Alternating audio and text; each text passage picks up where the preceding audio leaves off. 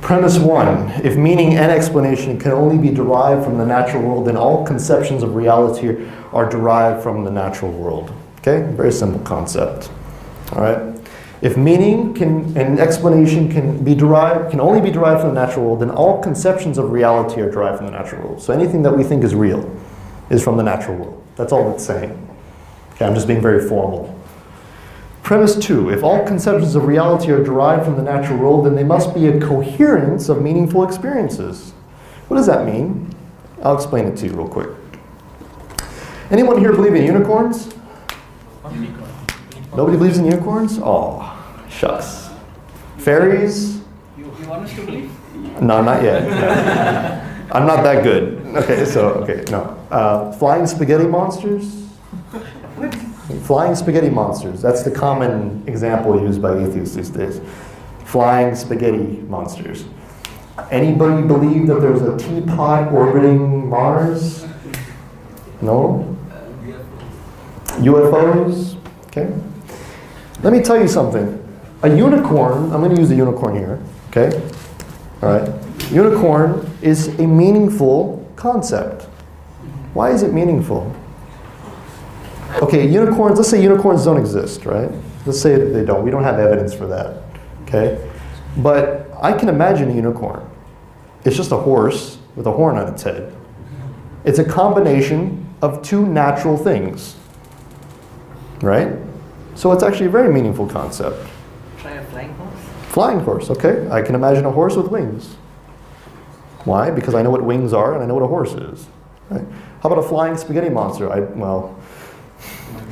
Spaghetti flying around, I don't know. But I understand what spaghetti is, and I know what flying means. Okay, so I understand these things. Fairies, small little people with, wings. Okay, so I know what these things are. Okay, so if all conceptions of reality are derived from the natural world, then there must be a coherence of meaningful experiences. Now let me give you a non-meaningful experience. A non-meaningful experience. A married bachelor. What? Married bachelor. Does that mean anything? Not yet. Can you be single and married at the same time? Yeah, can you? No, I'm not talking about polygamy. Okay? No. Okay, I'm talking about the two definitions, right? They're contradictory, correct? Okay, what about a square circle? No, it doesn't work. Right? Now, those two things themselves, they have meaning, right? But I can't combine them. Okay? All right, so let's look at premise 3. People believe that there is a meaningful transcendent reality, God, Allah subhanahu wa ta'ala, that shares no properties with the natural world. Very easy. People believe in God. That's number 3. Number 4. If premise 1 and 2 are true, that's what P1 and 2 mean, then premise 3 is a conception of reality derived from the natural world, which content is a coherence of meaningful experiences. Okay? For me to understand what I'm saying, for me to even believe in that concept, I have to, basically what it's saying based on the other premises, is that it must be a combination of meaningful experiences from the natural world, right? For me to even be able to conceive of it. Correct? Too heavy, man. Too heavy? Let me give you, okay. I tried to explain earlier. Is it talking about cause and effect? This is a trick. This is not, I'm going to get to it in a second here. So basically, in order for me, based on these premises, my belief in God must come from here. It must be natural. It must be from the world. A lot of atheists will agree with you. They say God is man-made. Right? They say that, right? Okay. Number 5. What does number 5 say? No number of meaningful experiences can direct one to consider the possibility of something meaningful beyond said experiences. This is where the premises, this is where the argument gets effective. And this is what I'm going to say this is how I'm going to defend this. I'm going to give you a simple analogy. Okay? You're a fish in a fish tank. Okay? And you're swimming around your little borders, okay, in the water. Do you know that you're in a living room? Do you have any conception of living room? Do you have any clue that you're in somebody's house? Do you have any clue that you're living in the state of Selangor? Do you have any clue, as a little fish in the tank, that you're living in this little blue planet, you know, in this small, in this, actually this huge galaxy, made up of billions of other galaxies in this universe? Do you have any conception of that at all, as a fish in the fish tank? I'll give you another example. My sheikh makes this example. I love this one. He said he loves the ants in his house. I like them too, by the way. They're nice. So these ants, they always march in this linear pattern around the corner of the room. Okay? And they always do it because there's sugar at the bottom, because it's in the kitchen area. So they always grab these little bits of sugar that his wife drops whenever she's making something, right? And they just go back.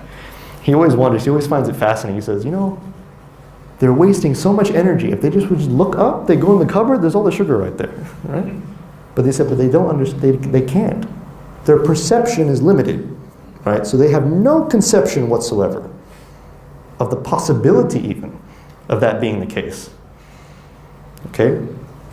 There's no conception because their surroundings define or contextualize the way in which they interpret the world, right? So basically the argument is this.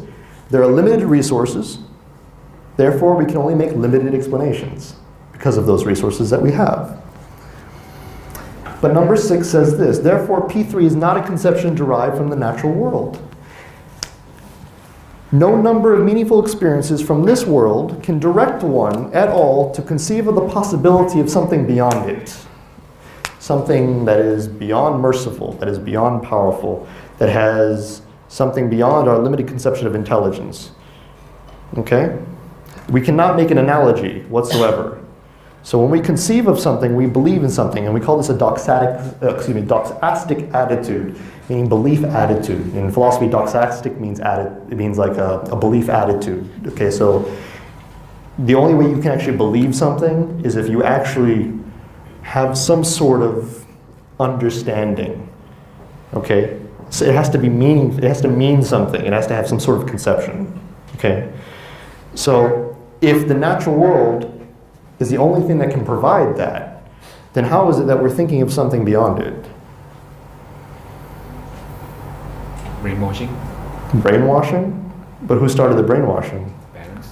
How did they learn about it? The society. How did the community society learn about it? Goes back to the... So the first person, how did they figure it out? Evolution. How did evolution do it?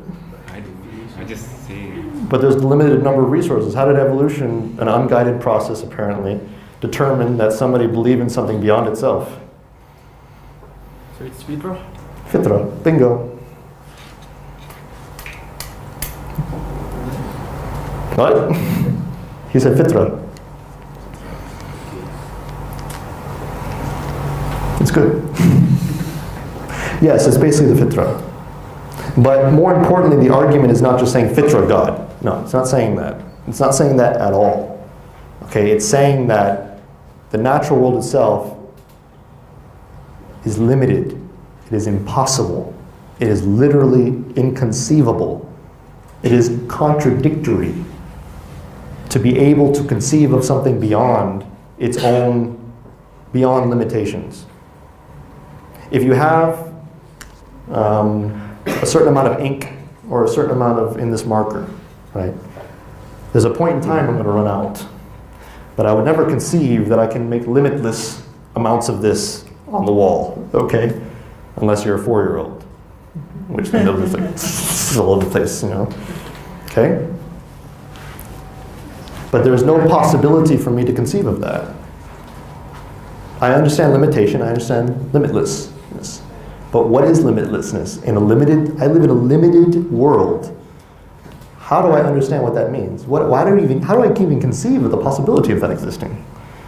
That there is something beyond it? It doesn't make any sense. I look out into the universe, I see a couple of stars. There is no rationale behind me conceiving that there's something beyond those stars. There's absolutely no rational justification whatsoever. They define it as a infinity. Infinity. But you know, even if I said, an atheist may respond and say, that's hyperbole. Maybe you're just believing because it's hyperbole. But hyperbole means exaggerated language.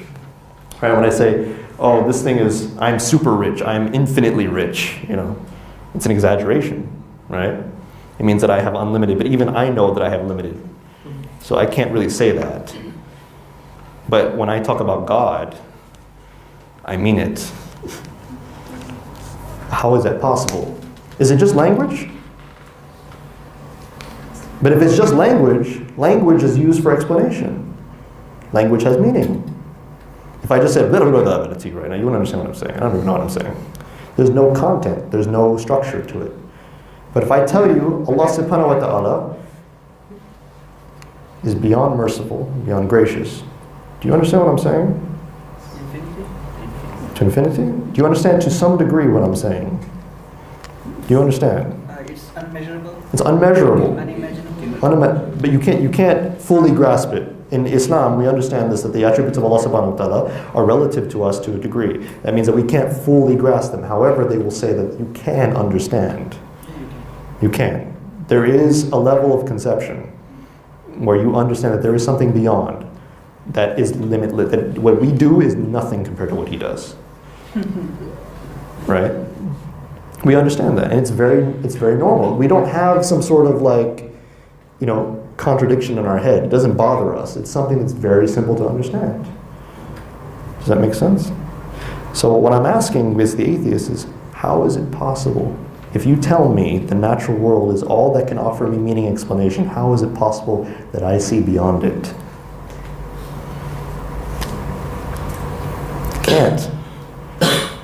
So, man, the reason this is also an effective argument too, and I'm bring this up, and the reason I brought up unicorns before this, and flying spaghetti monsters and things like this, is because atheists will typically say that your belief in God is just like believing in unicorns. You have no evidence. But then I will respond and say, unicorns and God are completely different things. A unicorn is a horse with a horn in its head.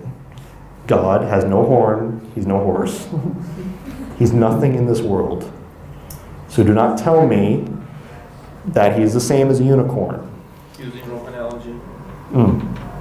Wrong analogy. It's an improper analogy. It's what we call actually a category error. Category. Basically, you're saying unicorn is human imagination of mixing up things. It's a composite.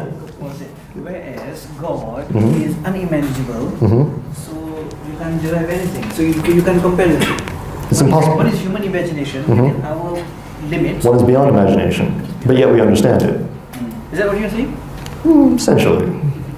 But let me give you another thing. Okay, so if the unicorn is a horn and a horse, right? Is it empirically verifiable? Meaning that I've seen a horn, right? And I can see a horse. So I would expect that if unicorns exist, I would find a horse with a horn on its head, right? So I can say with certainty that they don't. So Richard Dawkins in one of the debate Mhm. talk about Burak. How do you use this argument against Burak? the flying horse? Oh, flying horse. This is where we get into specifics of religion. Okay, this is where we get into specifics. Okay, in regards to Islam, there are certain things that we don't question. And the reason we don't question them is not because Allah subhanahu wa ta'ala has told us to close our minds. Okay, it's because He's asking us to trust something else. He's not asking us to trust that okay, I can prove Islam to you, or I can prove my power to you because I have a flying horse here. Okay, that's actually irrelevant to the story, by the way. You know, the whole concept of the flying horse flying up to heaven with the Prophet Muhammad sallallahu alaihi wasallam, that's completely irrelevant to the story. It happened, okay. But Allah is not saying anything beyond the fact that it's some sort of fact, or according to His power. We don't believe in Islam because of that. We believe in Islam because of the Quran. We believe in Islam because of our fitrah attached to that as well. The actual evidence for Islam is the Quran. And we're going to get into that a little later, actually, in regards to how the Quran has been misused in this day and age, and how it should be used against non-believers in regards to da'wah. Okay? Remember the ayah of the Quran that says, strive against the disbelievers with all your might using this Quran? Remember? That ayah by itself proves that the only evidence we need to strive against the kuffar is the Quran. Now, in regards to God's existence, the only reason I came up with this argument was to go against people who I consider to be stubborn. Because in my personal view, there is no such thing as an atheist. in my personal opinion, everyone has a fitrah. And if they deny the fitrah, they're denying themselves. They're just sort of, what they're doing is they're pushing it down. They're just sort of, what we call it, what is it called? A cognitive dissonance in psychology. What do you call it? Cognitive dissonance. It's a very big term, but what it basically means is that I know something is true, but I'm going to put it to the side because it makes me uncomfortable. Cognitive what? Dissonance. So, so it's yeah, dissonance. So this is not to be insulting to atheists, but this is just what I basically believe regarding, because I believe everyone has a fitrah, that's it. I'm not saying it to insult anyone. I'm just saying if you don't believe in God, then you're holding it back. That's what I'm trying to say. So when I constructed this argument, I had that in mind.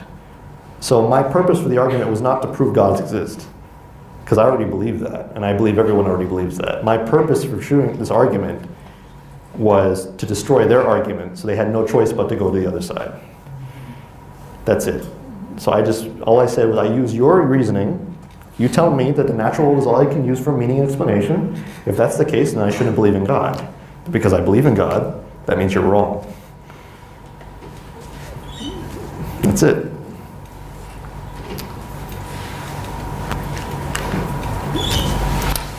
So in the next, oh well, we're beyond time. Wow, okay.